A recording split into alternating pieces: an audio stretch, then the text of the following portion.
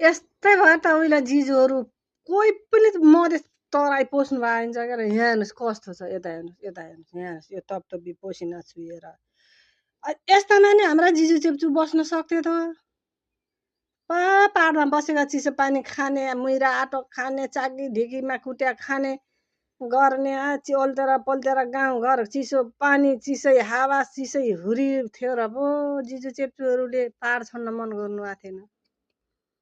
बाटोमा गाडी गुर्र दुगुर्छ खुर्र जहाँबाट आयो घरभित्र जाने भात खाने भनेर आइयो अब के गर्ने होला न फर्केर जानु न यहाँ बसिसक्नु यहाँ हेर्नुहोस् कस्तो छ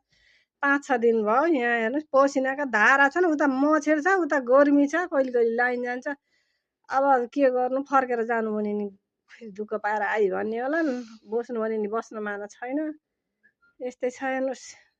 बस्ने ठाउँ त होइन यो त अब आइहाल्यो हामी त त्यहाँ भाका नामरी बस्नु होला दुःखै छ हेर्नुहोस् गरेर खान त ठिकै छ गर्मी सन जाति दुःख छ यहाँ हेर्नुहोस् त यो तपतपी र थपथपी राम हेर्नुहोस् नाकमा पसिनाको थप पुरै पसिना छ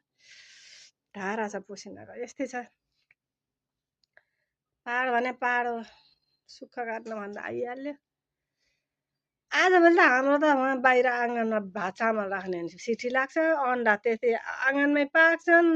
बाहिर निस्किने हो भनेपछि यो लुगा अन्त ठाउँमा त धोएर घाम चाहिन्छ होला हाम्रो त नायो फेरि लायो जिउमै धोइन्छ फेरि निचारेर सुकायो फेरि एकछिन घामले सुक्यो भने फेरि जिउमा ल्यायो फेरि भिज्छ यस्तो पानी आएको भन्दा पनि बढी पो छ पसिना त बसिसक्नु छैन